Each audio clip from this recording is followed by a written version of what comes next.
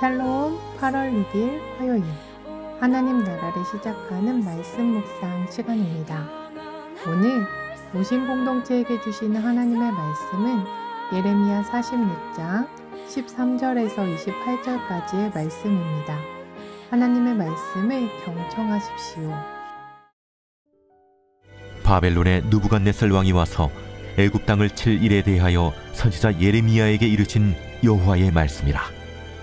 너희는 애굽에 선포하며 믹돌과 녹과 다바네스에 선포하여 말하기를 너희는 굳건히 서서 준비하라. 네 사방이 칼에 삼키었느니라. 너희 장사들이 쓰러지면 어찌함이냐. 그들이 서지 못하면 여호와께서 그들을 몰아내신 까닭이니라. 그가 많은 사람을 넘어지게 하심에 사람이 사람 위에 엎드러지며 이르되 일어나라. 우리가 포악한 칼을 피하여 우리 민족에게로 우리 고향으로 돌아가자 하도다. 그들이 그곳에서 부르짖기를 애굽의 바로왕이 망하였도다. 그가 기회를 놓쳤도다. 만군의 여호와라 일컫는 왕이 이르시되 나의 삶으로 맹세하노니 그가 과연 산들 중에 타볼같이 해변의 갈멜같이 오리라. 애굽에 사는 딸이여, 너는 너를 위하여 포로의 짐을 꾸리라. 노비 황무하며 불에 타서 주민이 없을 것임이라.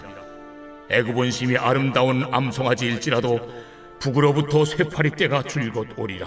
또 그 중에 고용꾼은 살진 수송아지 같아서 돌이켜 함께 도망하고 서지 못하였나니 재난의 날이 이르렀고 벌받는 때가 왔음이라.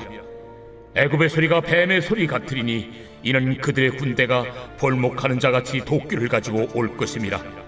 그들이 황충보다 많아서 셀 수 없으므로 조사할 수 없는 그의 수풀을 찍을 것이라. 딸 애굽이 수치를 당하여 북쪽 백성의 손에 부침을 당하리로다. 만군의 여호와 이스라엘의 하나님께서 말씀하시니라. 보라, 내가 노예 아몬과 바로와 애굽과 애굽 신들과 왕들 곧 바로와 및 그를 의지하는 자들을 벌할 것이라. 내가 그들의 생명을 노리는 자의 손 곧 바벨론의 느부갓네살 왕의 손과 그 종들의 손에 넘기리라. 그럴지라도 그 후에는 그 땅이 이전같이 사람 살 곳이 되리라. 여호와의 말씀이니라. 내 종 야곱아, 두려워하지 말라. 이스라엘아, 놀라지 말라. 보라, 내가 너를 먼 곳에서 구원하며 내 자손을 포로된 땅에서 구원하리니 야곱이 돌아와서 평안하며 걱정 없이 살게 될 것이라. 그를 두렵게 할 자 없으리라. 여호와의 말씀이니라. 내 종 야곱아, 내가 너와 함께 있나니 두려워하지 말라. 내가 너를 흩었던 그 나라들은 다 멸할지라도 너는 사라지지 아니하리라. 내가 너를 법도대로 징계할 것이요 결코 무죄한 자로 여기지 아니하리라 하시니라.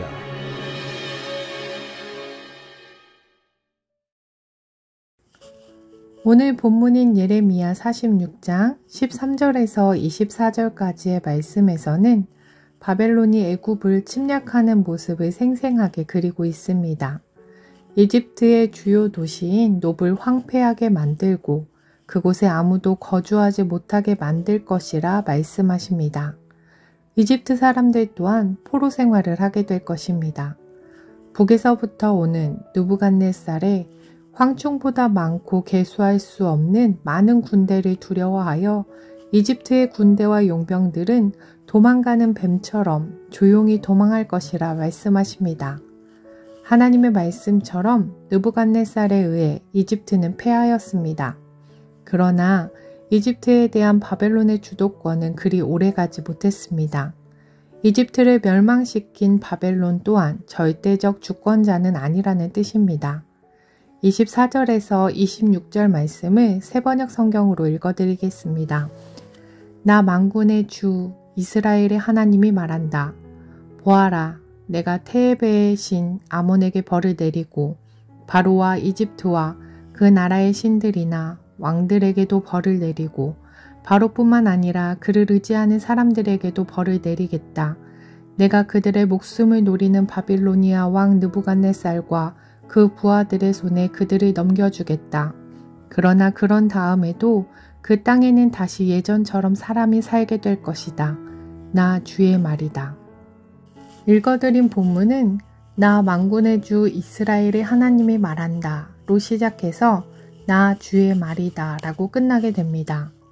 하나님의 통치는 이스라엘에만 한정되어 있는 것이 아니라 열방을 포함하는 것이었습니다. 하나님의 주권에 대한 대안으로 세상 권력의 상징이었던 이집트 또한 하나님의 주권적 통치 아래 있었습니다. 이집트는 그들이 이스라엘을 핍박했기 때문에 하나님의 심판을 받은 것이 아니었습니다.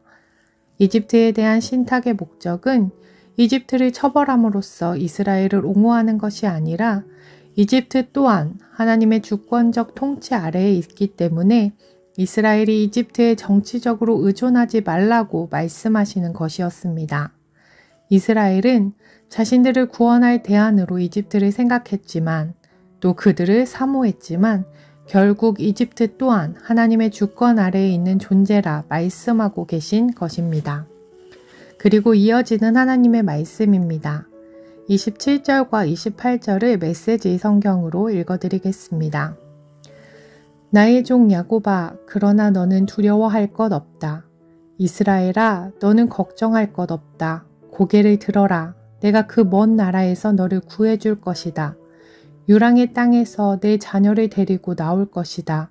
야곱의 삶은 다시 정상을 되찾을 것이다. 안전과 평안을 누리며 만사가 순조로울 것이다. 그렇다, 나의 종 야곱아, 너는 두려워할 것이 전혀 없다. 마음 놓아라. 내가 너의 편이다. 내가 너를 내쫓아 여러 사악한 민족들 사이로 흩어버렸지만 이제 그 민족들을 내가 끝장낼 것이다. 그러나 너는 망하지 않으리라. 아직 내게 할 일이 남아있다. 나는 너를 공정하게 벌할 것이다. 그렇다, 너는 아직 내게 끝나지 않았다. 이집트에 대한 심판의 메시지는 이스라엘에 대한 위로와 희망의 메시지로 끝이 납니다. 여호와 하나님의 이집트에 대한 주권적 통치는 이스라엘에 대한 파급 효과를 가져옵니다. 이는 이스라엘을 위해 하나님께서 어떤 특별한 조치를 취하신다라기보다 이집트의 방자함을 바벨론을 통해 처벌하심으로써 이스라엘과 하나님 사이에 새로운 관계를 세우시는 것입니다.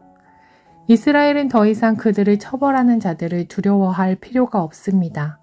이는 하나님께서 이스라엘을 구원하실 것이며 그들과 함께 하실 것이기 때문입니다. 이스라엘이 두려워할 필요가 없는 이유는 모든 열방의 주권자이신 하나님께서 이스라엘을 구원하실 것이며 그들을 회복시키실 것이며 그들과 함께 하실 것이기 때문입니다. 공의의 하나님께서는 여전히 이스라엘을 질책하실 것이라 말씀하셨지만 또한 하나님은 이스라엘과 함께 하시며 회복시켜 주실 것이라 약속해 주셨습니다. 하나님은 그 약속을 메시아 예수님을 통해 완전히 이루어 주셨습니다. 마태복음 1장 23절 말씀입니다. 보라, 처녀가 잉태하여 아들을 낳을 것이요 그의 이름은 임마누엘이라 하리라 하셨으니 이를 번역한즉 하나님이 우리와 함께 계시다 함이라. 마태복음 28장 20절 말씀입니다. 내가 너희에게 분부한 모든 것을 가르쳐 지키게 하라. 볼지어다 내가 세상 끝날까지 너희와 항상 함께 있으리라 하시니라. 예수님은 이 땅에 우리와 함께 하시러 오셨고 자신에게 주어진 사명을 마치고 하늘에 가시기 전에도 세상 끝날까지 우리와 항상 함께 있으리라 말씀해 주셨습니다. 그러하기에 우리는 위기의 상황에서도 또 우리를 멸망시킬 것 같은 그들이 흥왕한 것처럼 보이는 상황에서도 두려워할 필요가 없습니다. 예수님께서 우리와 함께하고 계시기 때문입니다. 우리의 삶의 자리에서 예수님이 함께하고 계시기에 두려워하지 않고 하나님 나라를 세워나가는 높은 뜻 두신 교회 공동체 되길 소망합니다. 기도하겠습니다. 사랑의 하나님, 하나님만이 열방의 주권자이십니다. 그러하기에 우리가 그동안 믿고 사모했던 이집트와 같은 것들은 전혀 쓸모가 없음을 깨닫습니다. 온 열방의 주권자이신 하나님께서 나와 함께 하신다는 사실을 기억하며 주님의 말씀에 따라 살아가고 우리를 회복시키시고 함께 해주시마 약속하신 예수님으로 인해 이 세상 가운데 두려워하지 않으며 살아가는 믿음의 성도 되게 하옵소서. 감사드리며 예수님 이름으로 기도드립니다. 아멘.